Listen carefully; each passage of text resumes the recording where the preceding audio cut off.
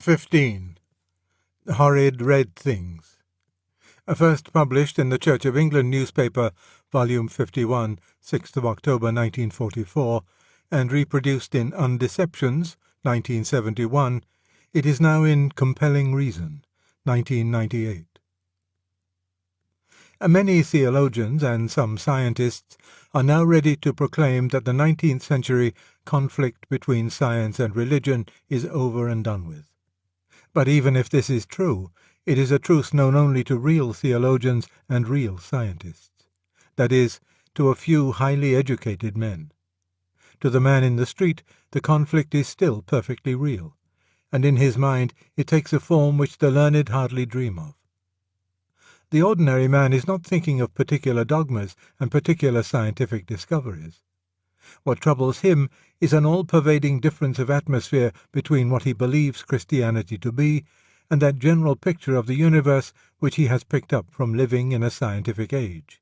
He gathers from the creed that God has a son, just as if God were a god like Odin or Jupiter, that this son came down, like a parachutist, from heaven, first to earth and later to some land of the dead situated beneath the earth's surface, that still later he ascended into the sky and took his seat in a decorated chair placed a little to the right of his father's throne.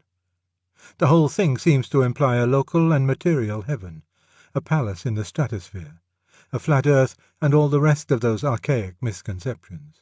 The ordinary man is well aware that we should deny all the beliefs he attributes to us and interpret our creed in a different sense. But this by no means satisfies him. No doubt, he thinks, once those articles of belief are there, they can be allegorized or spiritualized away to any extent you please.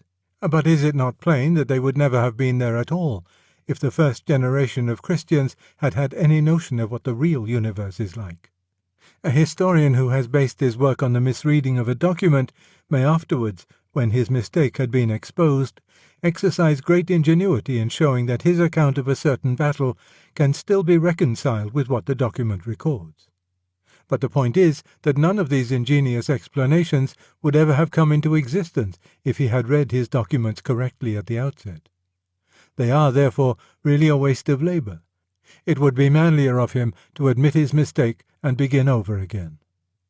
I think there are two things that Christians must do if they wish to convince this ordinary modern man. In the first place, they must make it quite clear that what will remain of the creed after all their explanations and reinterpretations will still be something quite unambiguously supernatural, miraculous, and shocking.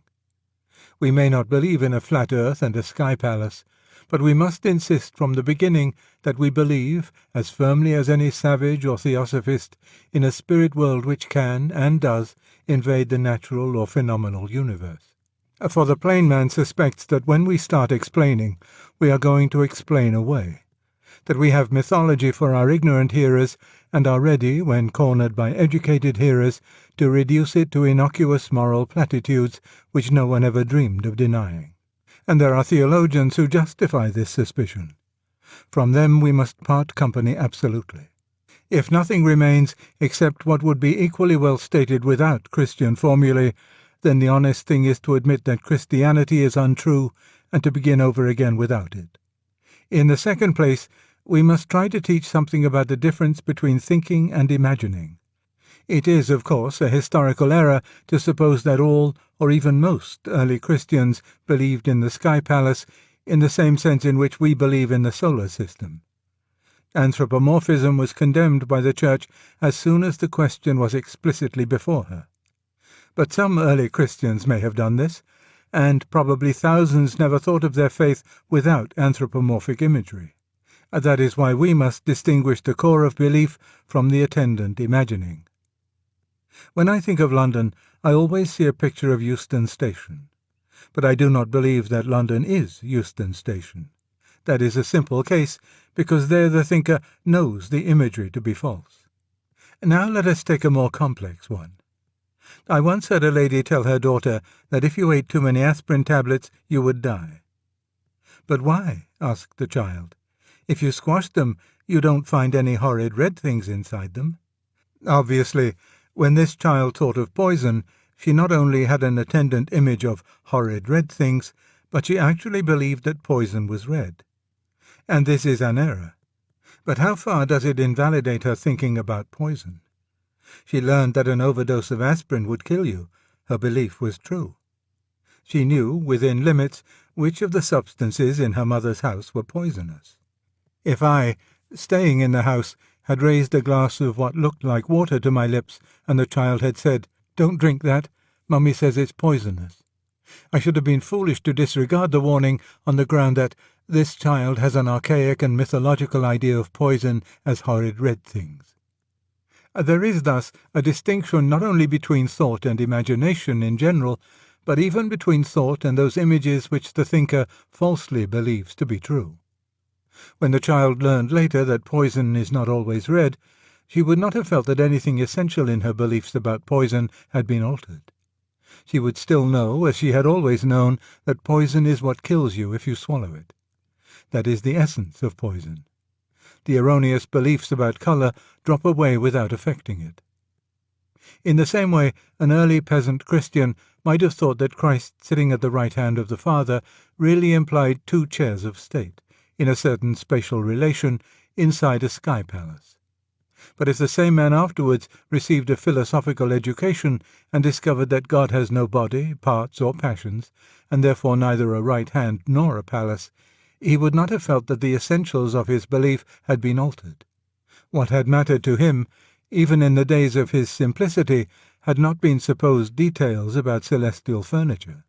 It had been the assurance that the once crucified Master was now the supreme agent of the unimaginable power on whom the whole universe depends, and he would recognize that in this he had never been deceived. The critic may still ask us why the imagery, which we admit to be untrue, should be used at all. But he has not noticed that any language we attempt to substitute for it would involve imagery that is open to all the same objections. To say that God enters the natural order involves just as much spatial imagery as to say that he comes down. One has simply substituted horizontal or undefined for vertical movement. To say that he is reabsorbed into the noumenal is better than to say he ascended into heaven, only if the picture of something dissolving in warm fluid or being sucked into a throat is less misleading than the picture of a bird or a balloon going up. All language, except about objects of sense, is metaphorical through and through.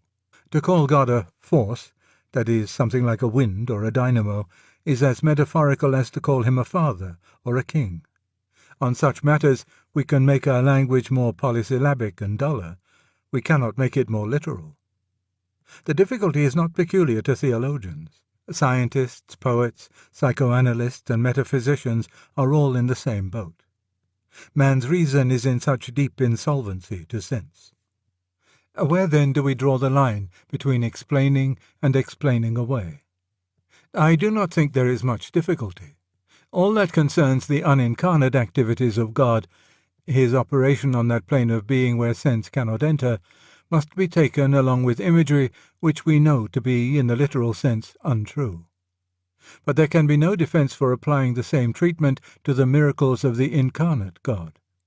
They are recorded as events on this earth which affected human senses.